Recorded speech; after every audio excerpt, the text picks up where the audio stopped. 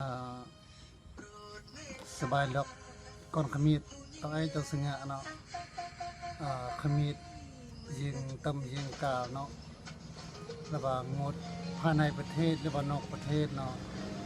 แต่ว่าสุรินทร์อัดคลิปเนาะกูโกยมาดอกเนาะฝากถึงอัน FC ต้องไอ้เจ้าสิงห์เนาะโดยเฉพาะคนขมิดต้องไอ้เจ้าสิงห์เนาะฝากช่วยติดตามนะเด้อติดตามซองขมิดเนาะทาง YouTube หรือว่า Facebook เนาะเพราะว่าชื่อ YouTube ก็เขียนเป็นภาษาลาวก็ละเมิดสตูดิโอแล้วก็ทาง Facebook ก็เขียนเป็นภาษาลาวก็ละเมิดสตูดิโอเนาะจากนั้นก็ช่วยกดไลค์กดแชร์แล้วก็กดติดตามหรือว่ากด Subscribe เนาะเพื่อติดตามแล้วก็เป็นกำลังใจของสุรินทร์หรือว่าทีมงานละเมิดสตูดิโอเนาะเพื่อจะสร้างคลิปวิดีโอหรือว่าหนังเรื่องหรือว่าเพลงหรือว่าการดำรงชีวิตแบบละเมิดอีนั่นจะซะเนาะการดำรงชีวิตแบบละเมิดอีเนาะเพราะว่าช่วงนั้นที่ก็เงียบหายโน่นนี่เพราะว่ากล้วยเวียกแน่เนาะแต่ว่าหยาดเวลาว่างเวลาเมื่อข่อยถ่ายคลิปหรือว่าถ่ายเกี่ยวกับการดำรงชีวิตของสปอร์ละเมดนี่แหละต่างๆเนาะถ้าว่าก้อยเวลาก็จะถ่ายเนี้ยแล้วก็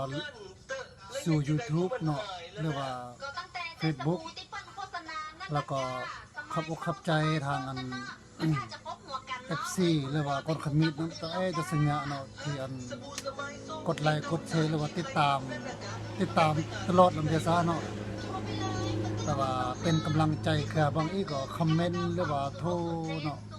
แค่กำลังใจเอาตลอดออกก็เลยแบบกวยบันดาลใจแบบกวยบันดาลใจแล้วก็ปลอกคลิปหรือว่าปลอกวิดีโอปลอกอันจะมาต่างๆสู่แต่ว่าเอาจะปลอกเกี่ยวกับอันพัฒนาธรรมหรือว่าการดำรงชีวิตของละเมิดโดยเฉพาะเลยเนาะเพราะว่าซองเนาะซอง YouTube ละเมิดสตูดิโอหรือว่า Facebook ละเมิดสตูดิโอเนาะขอจะมาก็ขอฝากก็ได้กดไลค์กดแชร์เนาะโดยเฉพาะคนขมิดเนาะหมดต่างเมืองต่างแขวงหรือว่าบ่คำบ่เฮียนหมดทางต่างประเทศบ่หรือว่าขมิดหมดทาง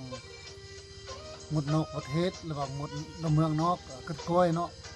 โดยเฉพาะขมิดหมดทางฝรั่งหรือว่าสหรัฐอเมริกาที่ก็ติดตามตลอดทูแล้วก็เซตทูแล้วก็ปรึกษาเนาะแต่เมื่อก็ขับอกขับใจเด้อที่ติดตามเนาะก็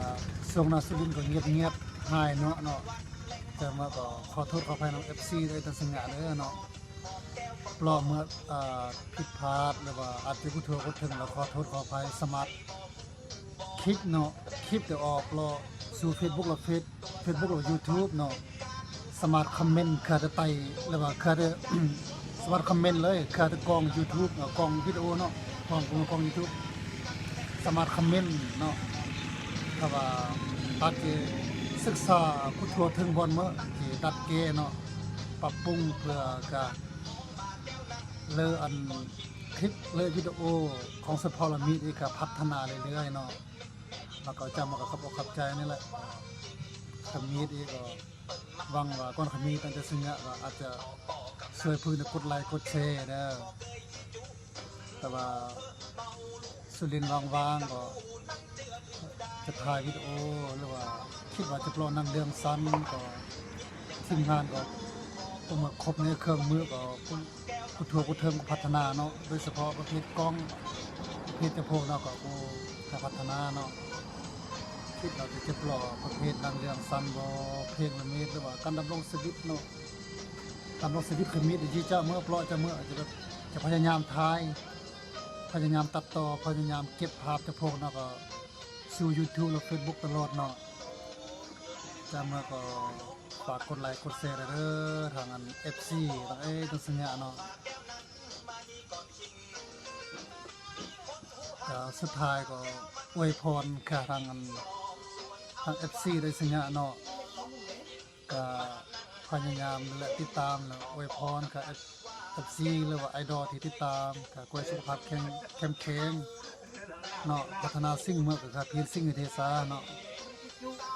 แล้วก็สนใจเมื่อหรือว่าสนใจว่าหรือว่าสุดซ่องเนาะจะเมื่อก็สามารถคอมเมนต์ก็จะกลุ่มวิดีโอทาง YouTube และ Facebook เลยเพียรเนาะแล้วก็ติดต่อโดยตรงกับเพียรเบอร์โทรก็มุดตามหน้าจอเนาะเบอร์โทรหรือว่าเซตทาง Facebook แล้วก็เพียรแต่ว่าคลิปแต่ละคลิปก็ต้องเซตเบอร์โทรคืออยู่แล้วเนาะแต่ว่าก็จะมาก็สามารถติดต่อเพียรได้เนาะขอฝากใจ สวัสดีเจ้าแม่